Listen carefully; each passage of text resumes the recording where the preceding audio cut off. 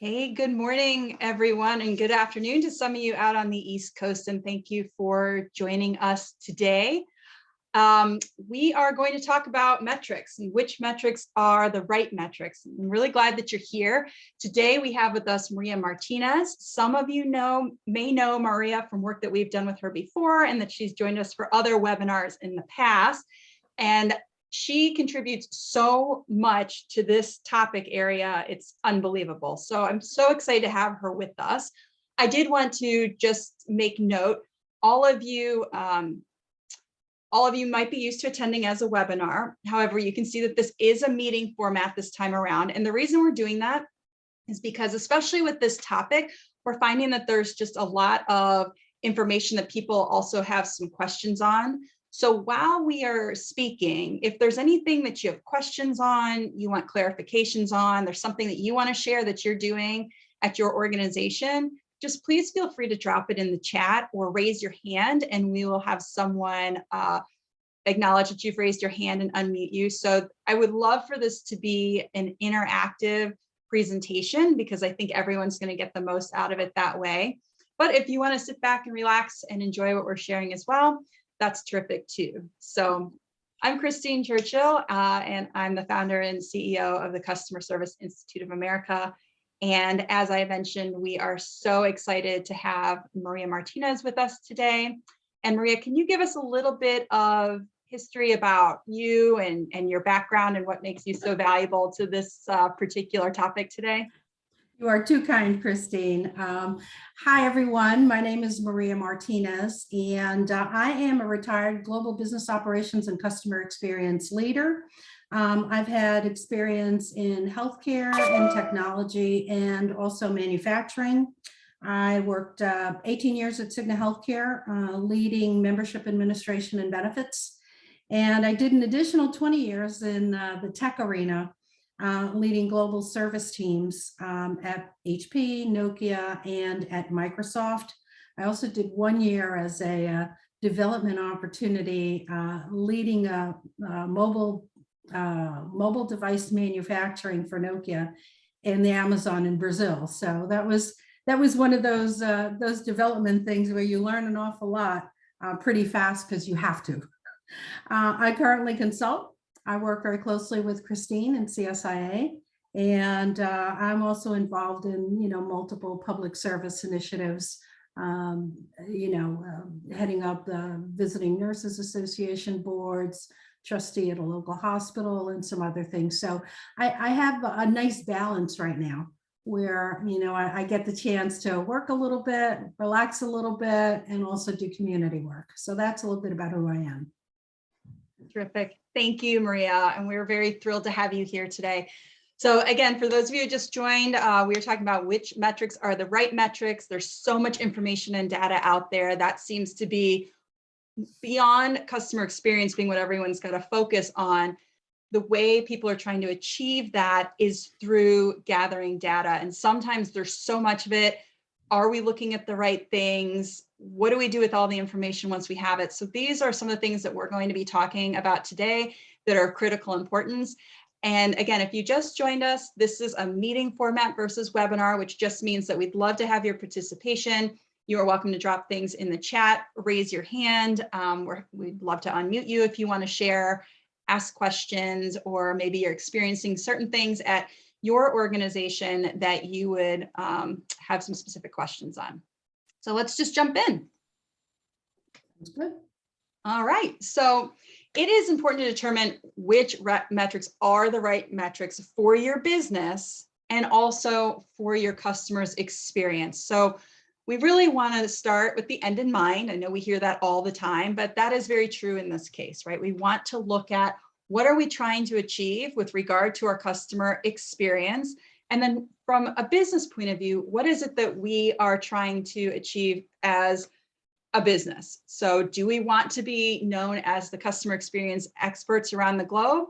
Or are we looking for something maybe a little less than that with a little bit of growth and some happy customers and some loyalty? So you just have to find that. And we're going to talk about the importance of that business strategy being what really is going to drive the types of metrics that you'll be looking for and trying to work with. We have worked with tons of organizations who have that exact question. And when we review their metrics and what they do with that information, and then what's most important to the customer, those things don't always align. So a lot of times we see, hey, we measure all this stuff, look at all this great stuff we do, and then we find that they're not really sure what to do with it. There's nothing that they've garnered that they're actioning, or what they're measuring doesn't really correlate with what the customer is really looking for from their experience. And those are the things that need to drive what we're measuring and thereby what we're going to do with that information. So in this webinar, we are going to talk about the always famous, because we've always measured it, trap. So for some of you who have worked for organizations that have been in business a long time, some of the things that you guys are looking at with regard to metrics don't necessarily provide the business intel that you need to achieve your business strategies or to improve your customer experience. So it's really time to maybe reevaluate and determine whether you want to actually measure those anymore or not. The various metrics and KPIs that you should be considering, determining what are the right things to measure. So again, very similar to the previous one of looking at what metrics do we want, what are some of the KPIs that are out there, and which ones are right for us. And then reviewing your surveying. So how much is too much? So I think that we've all experienced some that maybe don't do it enough, that when it shows up, you're like, are they really interested in what I'm trying to say? Or is this just something they're doing this month? And then there's others who we get a survey every single time we even show up on their website. So you have to try and find that good balance of getting the right information, but not over surveying your clients and your customers. Okay, so the success or failure of our service support centers and also our digital channels really hinges on the performance of the employees and kind of their understanding of the metrics and then how they deliver those, as well as the service channels and how they're built and constructed. Employees who place and handle customer contacts are, and more recently, digital service channels, web, social, all of those fun things, are the face to the customer. So I would think for most of us, we often try and self-serve first, right? So those digital channels tend to be the place that we go first.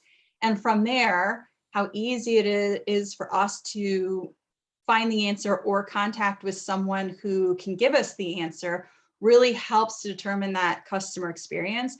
And I know when we've gone on to companies' websites before, if their website looks old or not updated or isn't fast or the information's not there, we often question whether that's a business that is up to date or in the know enough for us to want to do business with, right or wrong. I just think that's the way a lot of us are thinking.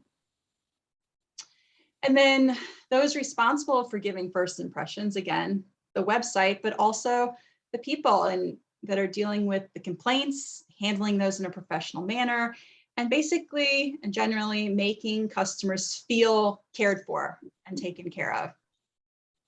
Okay, so the way companies determine whether what they're doing is working. So is the training working? Is the software working? Are things working? Is always by what they're measuring. That's something they can really sink their teeth into. They can often build their business case and their ROI around those metrics as well. So we're going to dive into some of the various metrics that we have. So I'm going to have Maria talk about some of those. Sure, thank Christine. So in looking at the different service centers and support channels, we've identified, or at least I've identified, at least 27 or roughly 30, different standardized metrics and KPIs that companies use across the board. Usually see these in your SLAs, and you always generally see them, as executive level KPIs, as executive level measures. So there's a way to stratify all of these different metrics that we look at. So executives generally need the aggregated strategic KPIs to measure and ensure customer success. And I say that these are higher level, bellwether measures that give the executives an opportunity to see, is my service channel doing what it's supposed to do? And are my customers generally satisfied? And those are what I would consider your KPIs, your key performance indicators. Then we have a bunch of operational metrics, and the operational managers, use those to gather, comprehensive performance at a near real-time basis so that they can make the right decisions around management of service requests. And generally, those are, they're looking at these, operational indicators that let us know what's working well and where has there been a breakdown. And those breakdowns, you really want to identify those pretty much real time as much as you can so that you can gauge, where do I need to intervene? Where are the spots that we are doing something that needs immediate action? Or where are we doing so well that I really want to explore that more and find out, where else can I use it? How can I best use it? And how can I optimize, what it is, the behaviors that I'm doing right now? So operational managers really need more detail level metrics. And there are numerous service center and support channel metrics that can be measured. Again, only a few are the top level ones. And the metrics should align, as Christine had mentioned, with the company's strategy. What is it that you want to deliver to your customer base, and what's also going to satisfy the overall business? So it really is this kind of blend of both. We can go on to the next slide. So these are kind of the 20 odd metrics that I've captured that are relatively standardized. And these are also, if you'll notice in the dead center, these are the KPIs, those key performance indicators that we've identified as, kind of executive level critical. And all of these other metrics feed actually into, these KPIs. All of these service metrics will impact customers either directly or indirectly. The strategic KPIs are driven by the performance of the lower level metrics. And, really what I'd like to spend a little bit of time on is looking first at, these KPIs. So Net Promoter Score, CSAT, FCR, effort and churn. Those key indicators, are ones that are broadly used in the business level. So not everybody is using all of them. What's interesting is, CSAT is one that was historically used for a long period of time as, kind of the key indicator for satisfaction. And then folks started to use NPS, the Net Promoter Score. What we found interesting between those two in particular, and Christine, feel free to chime in whenever, on Net Promoter Score, that's basically a loyalty measure. That's really the one where you're identifying, at the company level, what would you recommend, our business or our service to others? And once you've identified that, kind of loyalty metric, companies kind of latched onto that as, oh, this is the be all and end all, and this is the one that's going to help us in terms of, driving growth and, driving performance. And what happened was other departments decided to take on NPS and are using that kind of almost like an operational measure, for loyalty. And there is a debate on whether or not that really works, to really show whether or not that operational promoter score is going to drive more business or drive customers to spend more time or money in your business, or whether it's really just almost a brand metric that is an overall loyalty one. Yeah, I just want to jump in, Maria, because I think for so many that initially when this started, this was a great metric for loyalty. However, because of all the options and the ability for people to change and their direction pretty seamlessly now and very quickly, I think it's really a measure of if they're happy, if they're feeling loyal at their last interaction, because very quickly it's a good measure to understand that. But I don't know that it's really the word of mouth metric that we initially thought it was, where yes, they're willing to recommend, but they're not your advocate necessarily. They could potentially sit at an 8 or a 9, but they have one bad experience with you.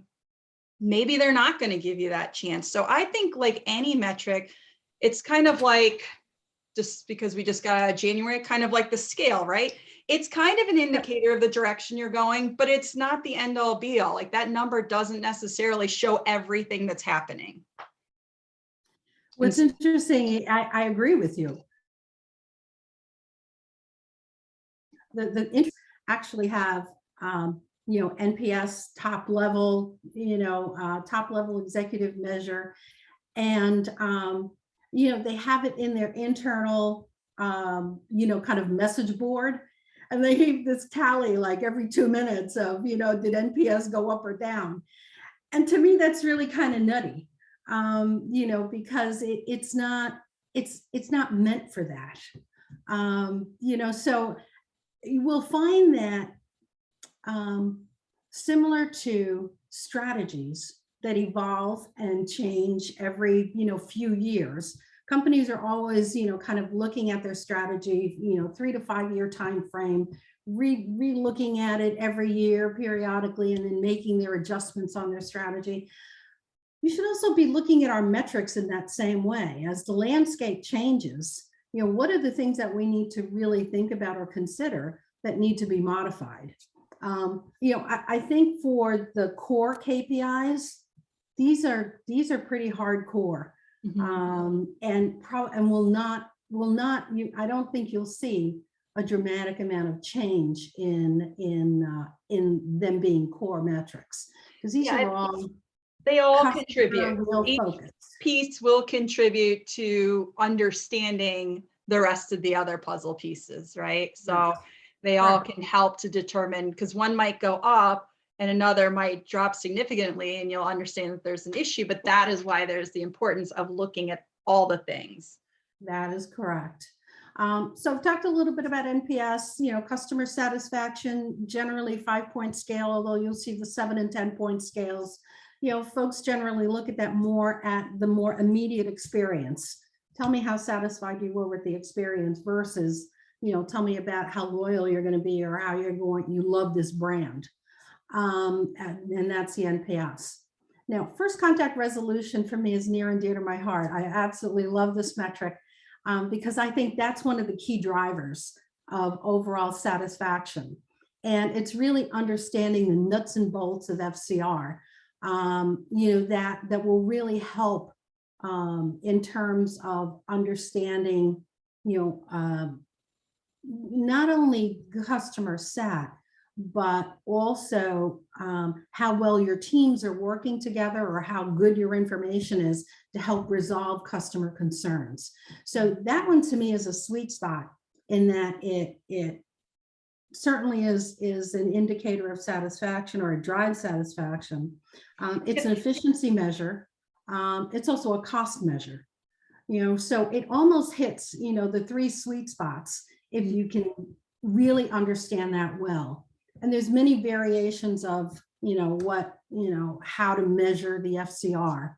And that's probably a whole other, webinar to. That was going to be my question, if you had tips, because it's not always as straightforward as, well, they called and I resolved it. It's not always as straightforward as that, depending on the type of call and depending on the business that you're in. So potentially, yes, maybe a whole nother webinar. With FCR, I mean, it's really how well what are your capabilities to appropriately measure FCR. You can easily do it, survey responses, customer said yes, it was resolved the first time. But What if they call back within 24 to 48 hours on that same issue? Did you still achieve FCR? Are you able to track that? What if they called, or what if they actually, went through several other channels and, they wound up, in the voice channel at the end, and then it was resolved and they got the survey. So we're saying it's FCR, but our other channels failed. I mean, there's a host of other, things that fall into FCR, which, are fascinating to me. And then there's another metric that's, it's also like a resolution rate that's also tied to FCR. Well, if you didn't resolve my issue the first time, how many times did it really take? And then you need to look at that information to see, well, what was the issue? And does the issue warrant 2 calls or 3 calls to achieve resolution? Does the customer need to get back to you with some information in order to get the answer achieved? Is that still FCR or not? So there's all of these different levels and variations of FCR, which are fascinating and a lot of fun to talk about. And it's also, tied to what are your organizational capabilities to really track all of these things to get a true answer. Effort is another key indicator, and that one, relatively new within the past, 10 years or so. It's come up, and this is really how difficult was it for the customer to do business with you. And that's a good indicator. If it's too much trouble, 9 times out of 10, I'm going to go someplace else.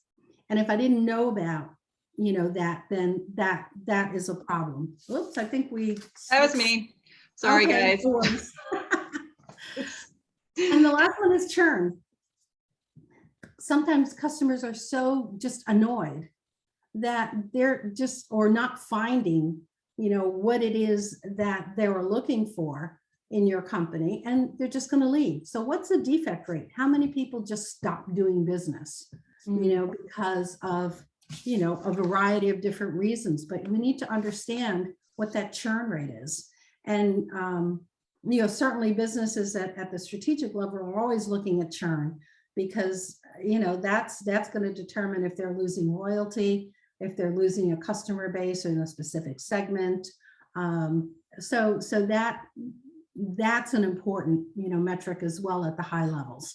So these are the ones that I see, or I think, are the ones that are, key performance indicators. And then we look at all of the other operational ones. And I'm certainly not going to talk to all of them, but if we look at that bubble on the top, we have, calls or chats, or, it's a volume one. How many were offered? How many were handled? How many folks just left because they couldn't wait anymore? How long was the hold time? Hold time is a big issue. People are annoyed when they're on hold for a long period of time, and that drives dissat. Average time in queue, how long did it take before somebody, actually answered, before they got to someone that could help them? Transfer rates. How many times have we called AT&T, for example, and been transferred, to different departments in order to get, an answer? And then I add cost per contact. Cost per contact, that's almost, to me, a top tier KPI. But it's one where businesses are going to look at, what's the cost of doing the service business? How much is it costing me? And, what's the value do I get from it? Am I getting the loyalty? Am I getting the SAT numbers? Am I getting the NPS numbers based on the investment that I'm putting into these channels? So cost per contact is a key one. And I think that there's almost like a tier of metrics. I think the ones in the top bubble are kind of top tier metrics. When I look at some of the other ones, there may be others that don't fall into a top tier. Interestingly enough, companies that are using average handle time as a top tier metric are not really considering FCR as much, because they're worried about how long is it taking on the call versus, did I resolve the issue? So there's always this debate, especially when I talk to different companies and I look at the top tier measures and they say, oh, handle time is very important to us because, that's our cost measure. And there's always a consideration, well, what's your repeat calls that come in as well? You can spend hours on a call, but if they're going to call back, then you're going to double your cost. If you focus on FCR, you're resolving it the first time. You may spend a little bit more time on the call, but they're not going to call you back on that issue. So eventually you're going to save money.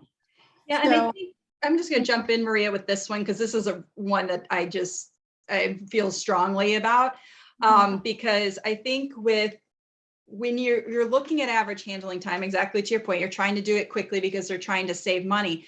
But if you think for those who have read our financial cost of bad service white paper, if you really think of what the cost is for them being dissatisfied, feeling rushed, feeling not understood, not having it resolved the first time, the chances of it being escalated to a manager or a leadership level, which is usually a higher paid position, all of those things cost money. So honestly, it would be interesting if you are an organization that still manages or measures that average handling time, to also do an FCR and kind of put average handling time as one of those informative metrics in the background, to just let it see if those who are still maybe operating with that quick efficiency versus the let's get it done faster, if you can determine how much time overall is actually spent on that interaction, because I'm willing to bet that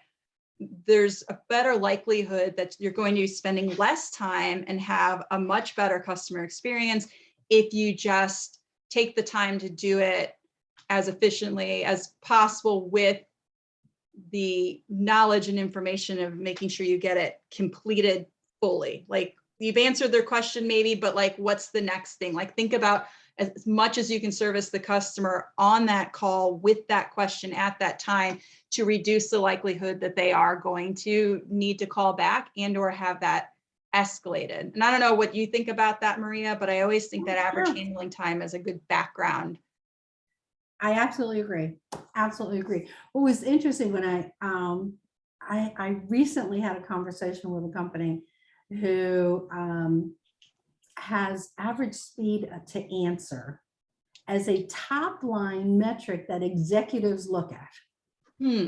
So, and it puzzled me because I've been asking a series of questions. Tell me a little bit about your company. Show me, your top level, strategic metrics, and speed of answer came up, and I'm like, speed of answer? That's like the oddest one to see. And they said, well, our strategy is that, we quickly respond to our customers. We respond quickly to our customers.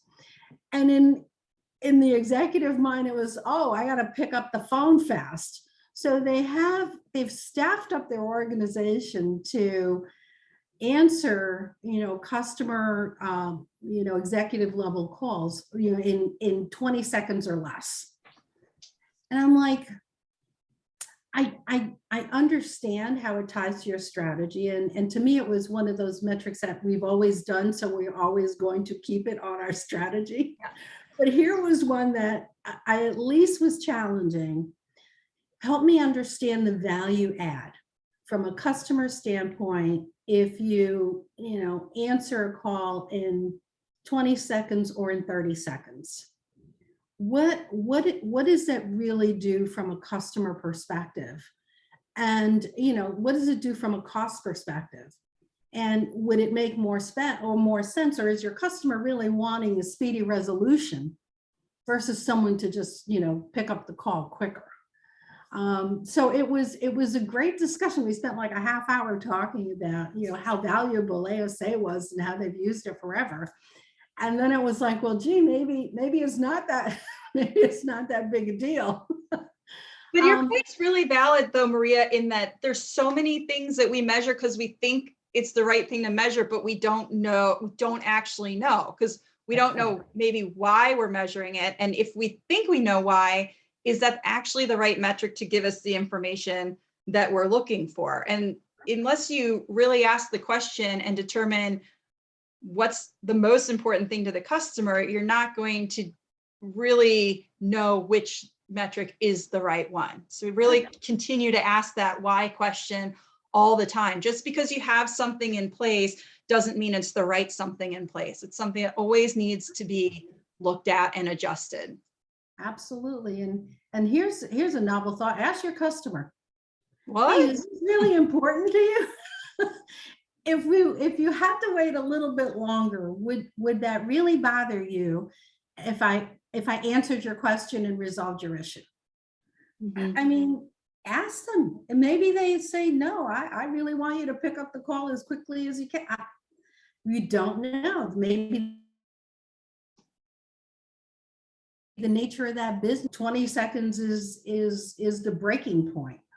You just don't know. But it is, again, challenge, look at your metrics, ask your customers, and how tightly is it tied to your strategy. I've also got revenue generation and sales, because a lot of places are trying to sell. And for a while, that seemed to overpower customer service. That just kind of went over CSAT, and it was like, how much did you sell was the most important, or how much did you upsell? And again, that's going to be tied to your company strategy. What is the value that they're placing on that? And then, it's really kind of a, do the math and figure out, do I lose customers because I'm getting them upset with the upselling? Or, am I able to do both and balance both in a rational way? What's that right balance? Yeah, that's exactly right, Maria, because there's going to be a lot of companies that aren't going to let that go because they do see that as a way to make more money. They're looking more at that short term, kind of like the public company mentality of like what's happening this quarter versus the long-term lifetime value.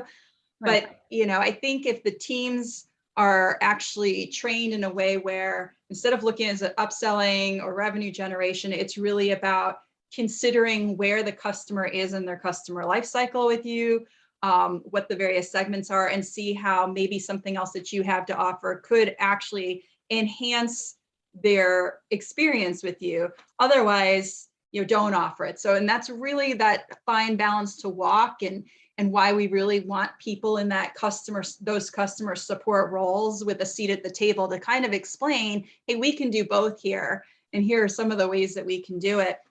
But just going back to kind of those key KPIs in the middle there, I just think it's really interesting too, since many are already measuring churn. If you're not already measuring effort, it's a really interesting way to see how churn might emulate or how it syncs with the customer effort score. So like for me, I know FCRs are a big one, and I do not disagree that that is one that everyone needs to have.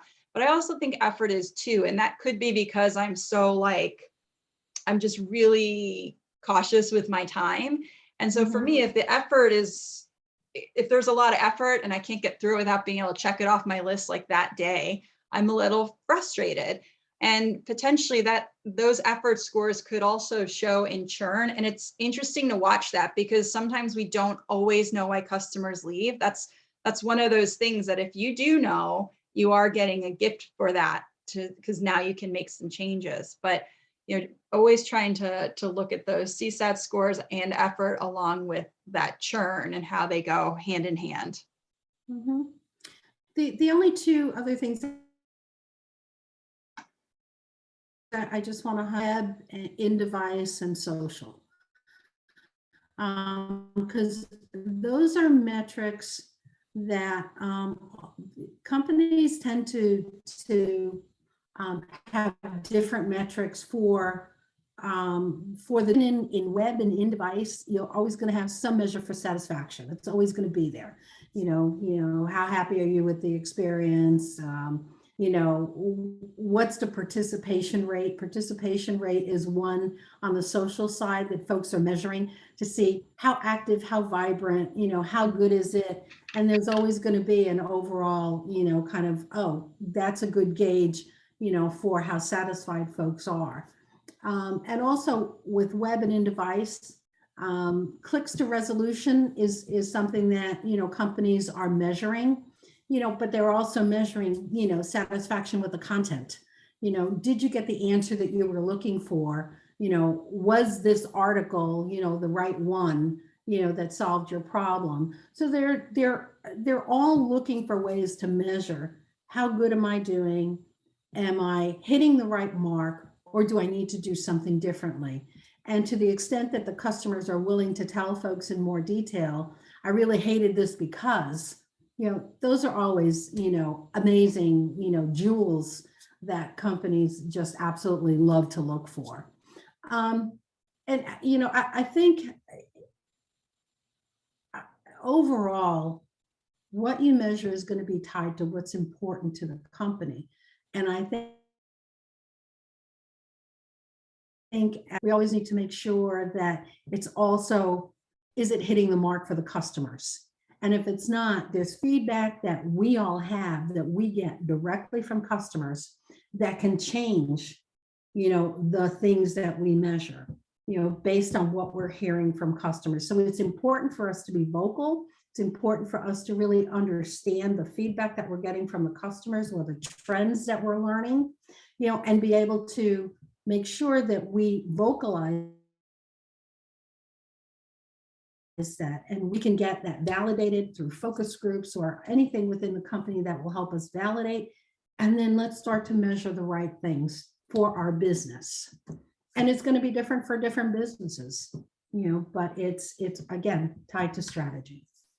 Yeah, no, and I love that idea too of adding a focus group in, or really getting that voice of the customer, asking some of the frontline team members, like, what are you hearing that is the most important thing to our customers that you're serving? So really making sure that dialogue's there, and it's not just like a handful of few of the top level people making those decisions about those metrics. The customers are very informative with that information, as are the people who are serving them every single day, can really contribute to that. Maria, I was just going to throw out to everybody listening, if there's something that you're doing at your business or that you have a question about here, because there's a lot of metrics up here on this screen. If there's anything you're unsure of, why are we measuring this? Should we be measuring it? We're not currently measuring it. Here's why I think we should be. Please feel free to raise your hand and drop something in the chat so we can see any questions that you have or any comments that you would like to share. So we'll give you just a little bit there to do that before we move on. Does that sound good, Maria? That sounds fine, but just a little caution to folks. We have our own questions too. We've written up some questions in case you guys don't have them. So we may be posing some questions to you. That's right. Always be afraid when you have me on one of these calls. I know it's always hard to know how much time we're actually going to need. Because like, to your point, there are lots of things in here we could actually do webinars specifically on. So there's a lot of information we can cover here. All right, I don't see any hands raised. Oops, look, there I go again with the love to scroll all these things without, let's see. I don't see any hands raised at the moment. So I guess we'll just keep moving on. Yep. All right, perfect. Okay. So I think, this is the bottom line. Christine, you're going to. Yeah. So, I mean, the key thing that we're looking for is, let's hold on. We do have a little something in the chat. Just started a social type platform and being tasked with coming up with a matrix. So this is from Sheila. Sheila, what do you mean by a matrix? Like a matrix of metrics that you want to move through with those, or I'm happy to unmute you if it's easier to explain than type. So just let me know.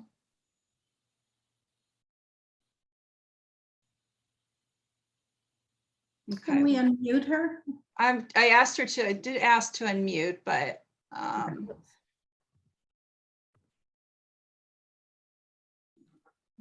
hold on, she might be adding something. Okay, Sheila, do you want to go ahead and, yes, I've got you unmuted now. Okay. Hello.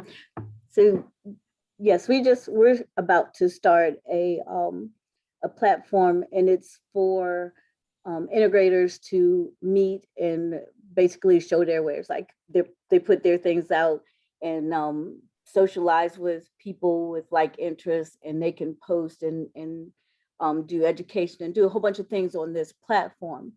And for member services or customer service, we typically we handle issues that they may have with their education normally, or if they have questions, about shows or what classes to take, things like that. But I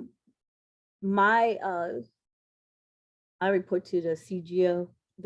So she wants me to come up with a way for member services to be measured as on this platform, or some type of matrix that we can have on the platform. But I'm not really sure what that could be, because it's mostly, I feel like it's people who come, they join it because they want to be able to communicate amongst each other. So I wasn't sure how we would drive a conversation, or why we should have to.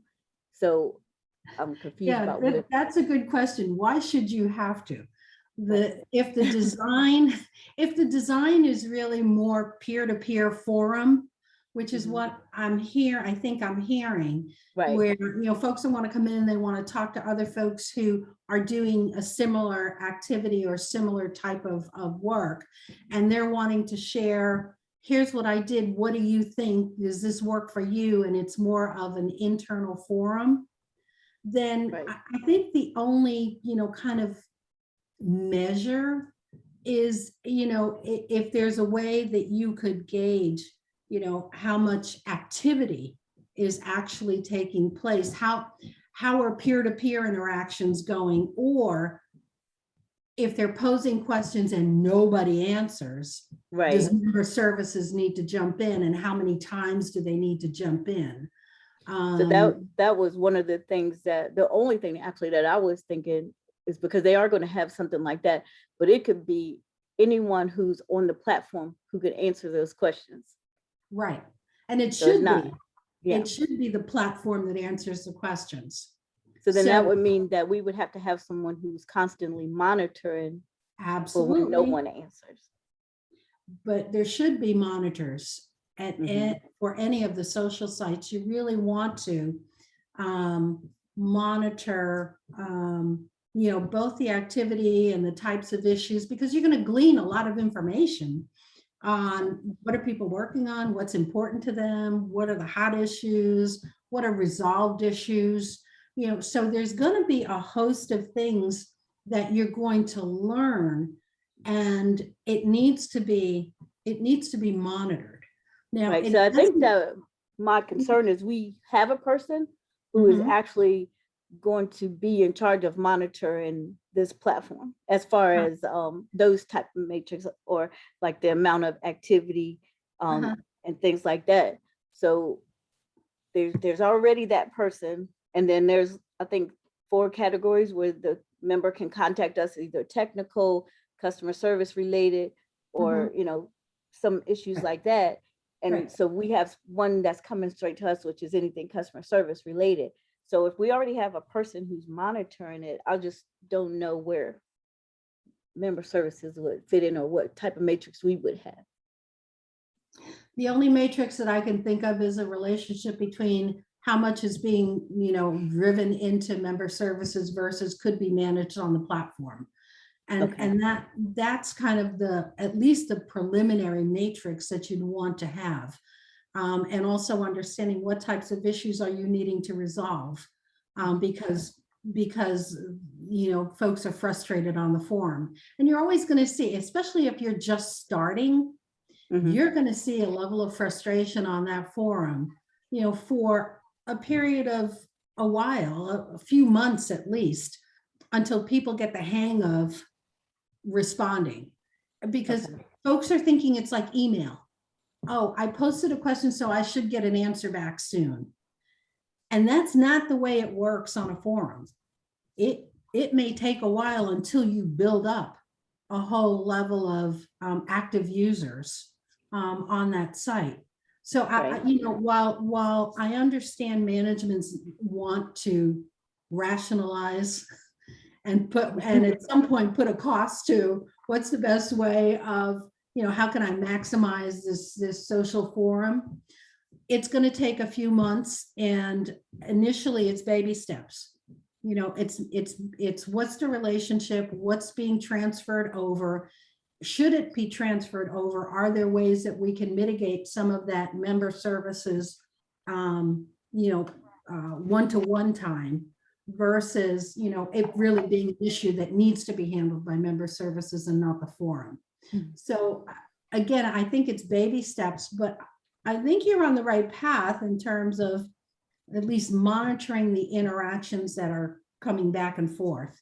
And then just seeing how many more people what are you doing to promote the site so that more active users get in there. You're going to need to look at active user count.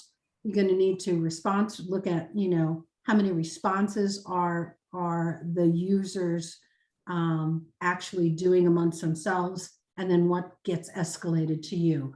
And that's just a starting point. I think that's a good starting point. Okay. Hopefully that's helpful.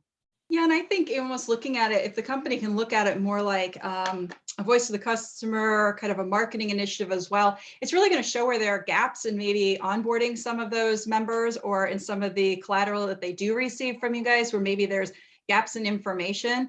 So that's going to really shed a lot of insight on some things that you can update and change and make better. So from that perspective, they could almost look at it more as kind of a marketing research step for right now as well, or understanding where else they can maybe find topics for blogs that you put on your member site, so that you maybe see, well, there's some confusion around here, maybe we need to do something about that. So when you have those types of community forums, looking at to inform your actions versus maybe just looking for a return on investment to start. Okay. Does that help, Sheila? Yes, it helped. All right. Perfect. Thank you. Thank you. Okay. And let's see if we have anything. We've got another one in the chat. Would it be valuable to create a rating system for calls based on level of difficulty to resolve? I think these calls can highlight some of the pain points that our customer is having with our website and programs, while our organization is moving towards streamlining some of their self-help resources to reduce call volume. We are getting more problem calls where it might take a few more steps to resolve. This is I love this question too, and I think this is very relevant. Laura, I'm going to go ahead and ask you to unmute if that's okay, in case you want to add anything. Maria, did you want to tackle this one? Yeah, we can both tackle it, because I think there's huge value in understanding the call types. And a lot of customers or a lot of businesses actually do segment call types, and they do all of the analysis around how long does this average call type work? How many calls does it take? I talked a little bit about this on first contact resolution. I remember, where was it? I don't know, one of the tech companies, computer companies, back when, folks were doing repairs. Customers would call in, they'd say, oh, computer's broken, this and this and this, you troubleshoot. And invariably, customers would need to call in, or they need to send in, their computer. Then there'd be another call on what's going on. Those interactions, you're never going to get a first call resolution if it's a repair, a hardware repair. So, we were able to do the drill down years ago and say, okay, fine, these types of calls will require 4 calls, to really get done by the time the computer gets back to the consumer. So this is the value of segregating. And then there are other calls, like, there are certain calls online that, require a fair amount of troubleshooting and will take 30 minutes. To go through interacting with the customer on changes. All of that's valuable to understand, so that those types of calls, either you can write content and put it on the web on how to fix, or, shoot it out into, different channels, giving information and reducing the amount of calls that actually come in, so that the consumer can self-help, in terms of fixing the issue, or if they're online with, or if they actually call in, you already know my agent's going to be, this call will take 30 minutes. That's the average for those calls, but you need to track it so that you understand what's happening. So that's my 2 cents on this. Thank you. That does clear it up. Just because it's hard to, bring it up to management, but I don't have a starting point or some kind of sort of like a matrix that describes, this type of call would be categorized as this, because they're all different.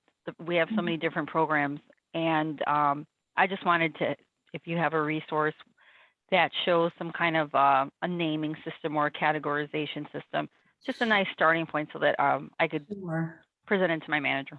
Yeah, each business is different. Right. So it's hard to, to build a category, but the one thing, if you identify, if you, in the calls that you're getting, if you start to identify certain calls that, require, X amount of time, put a label on one of those and see if there's a way that you can get in, in the front end process to ask the consumer, is the call about X? Okay. And then if there's a way to route those calls, to a group of folks and do a little test within your group. I mean, that's one way of kind of quantifying and being able to get the data, to manage, to present to management, because everything is all going to be about what's the data showing? How can, there's got to be folks that maybe do analytics, on calls. Talk to them and see, here are the things that I'm hearing that are taking a long time. Is there a way that you can help me put this into the process to segregate those calls initially? And let's do a test. Thank you. That sounds good. That's a good idea. Thank you. That analytics team, and then also just talking, depending on the size of your team, et cetera, like to the reps themselves, to just say, hey, what are the ones that are taking the longest for you and why? What are the ones that are really quick and easy?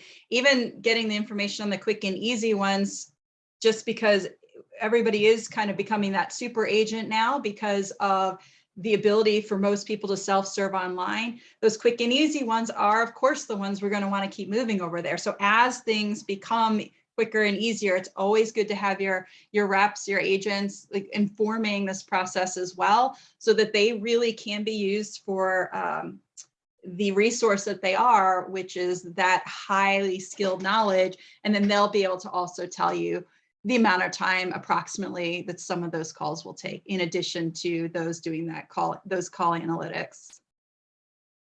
So thank you, Laura. No, I appreciate that question too, because as I mentioned, with so many people self-serving, there are a lot bigger asks of some of the reps than there used to be on some of the things that their jobs and what they need to be doing.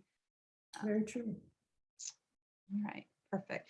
So yeah, mainly just the bottom line here is, are we meeting our customers' expectations as defined by those customers? So what in their mind is the most important thing? And if you're not getting that through the surveys that you currently have, or you're just not sure, those focus groups are a great way to start, and they're fairly inexpensive. It'll just give you some starting information to go from. So there's always a place to go to get more information. And did you meet your business expectations as defined by the company strategy? So, some leaders, and correct me if I'm wrong, Maria, it feels like some leaders, the company strategy says this, the business leaders are setting different expectations that aren't aligned. So what are some of the best ways to kind of tackle that? If you're kind of stuck in the middle of, but our strategy says this, but the leaders are asking for this, but what we're measuring is showing that sales is most important, but you're telling us customer experience is number one. What's the best way to have those types of conversations if you're one of those, customer service or customer experience managers caught in the middle of that? Those are tough scenarios where, where the alignment really isn't there. most of the time what will happen is your data is going to drive the attention that you get. If there's a way to put together your business case or your data set that says, hey guys, look, we're putting an inordinate amount of time and effort, into revenue generation, but our surveys, our customers are complaining because they're basically saying we're doing hard sells and not listening to what, they're really needing. That's the data you put together and you share, and you share it with your managers, and you basically say, look, here's what we see. Help us understand what is the real priority here, because you can't tell me that customer sat is the highest priority when you're pushing me on RevGen. So, it really is, customers are basically going to tell you, and your complaint levels will go up, and that's the data that you use. It's all around being able to present your business case appropriately. That's what drives change from the bottom up, in my experience. Yeah, no, that's great points, because that's what resonates with the decision makers, right? If you have to prove it, it can't just be something that you feel or that you have to be able to back it up with the numbers. Yeah, excellent. Okay, so next we're finishing up here because I know we're coming close to our hour for our time together, and so we're going to be looking at questions to consider when setting your KPIs and metrics. So you are welcome to snap a picture of this if you're kind of introing into this journey, or yours kind of needs a little bit of an overhaul. This is a very good place to start. So you can snap a picture. You can also email me. I think most everyone has my email, but if you don't, it's christine.churchill@serviceinstitute.com, and I will be happy to send along a copy of the slide presentation and or the link to this meeting that we've had today.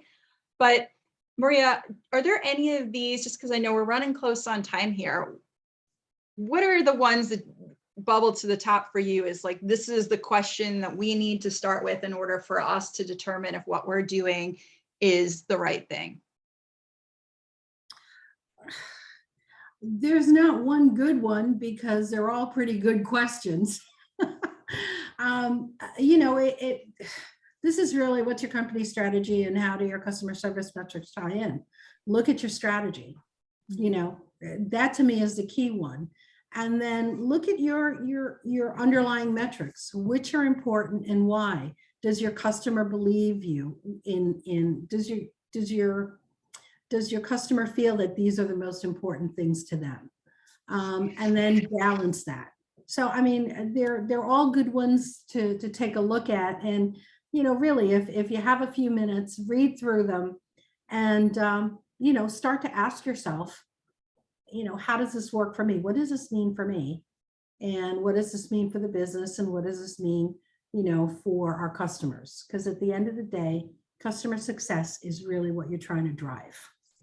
So yeah, and Maria, I was just thinking that is a perfect place to end it. But if everyone can give me a couple more minutes, because I was thinking of a client that they are wildly successful, and I will give them that. So it's a client of mine, and they always 100% have always driven their culture, everything by their client satisfaction. It is the number one thing that they look at, right? But it's to a point now on that 5-point scale where, they're at a 4.89 and their new stretch target's like the 4.93, but like last year they were at a 4.82. I mean, it's just, they're just sitting at the highest point. And I think you and I talked the right questions. You're not asking it, because you and I talked about this. Their landscape in a way that they deliver has changed. They're now multi-billion-dollar global business. And when I started with them, there were 100 of them working there, in one state. So Heath, are you there? Heath, can you hear me? Okay, I'm in a web. Okay, hold on. I'm just muting that line. So, if they're continually staying at that high, almost 5-point mark, it's either the same clients and client contacts that are constantly giving them the same scores, just mindlessly. So that gives them no information. or that, to your point, Maria, they are not asking the right questions. And that's why these questions to ask yourself are so important, because you can't get the information you need to make the changes if you're just asking questions and if you're constantly staying at that same number, you're not asking the questions asking the that right correspond to questions. the business as it is now. Right. And understand, you made a critical key point. The landscape changed. The business grew dramatically. The business needs will grow dramatically. The service needs will grow dramatically. You can't keep asking the same questions if your business is different. So I would go back and challenge them on, are they asking the right things? Perfect. Yeah. So I wanted to leave you guys with that case study, just because I did find that because they're exceptional at what they do, but if they want to continue being the end all be all to their clients, they really need to dig a little deeper than they have been over the last 10 years in their massive growth plan, because they're going to need that to sustain where they are and to keep growing bigger. Correct. All right. So I just want to say, thank you so much, Maria, and to all of you for your time and your questions today. Is there anyone that has any final questions, comments, or concerns before we tie up for today? I think we're good. I think we are good. All right. Well, Maria, everyone. Thank you. Thanks, guys. It was so great. much for your time.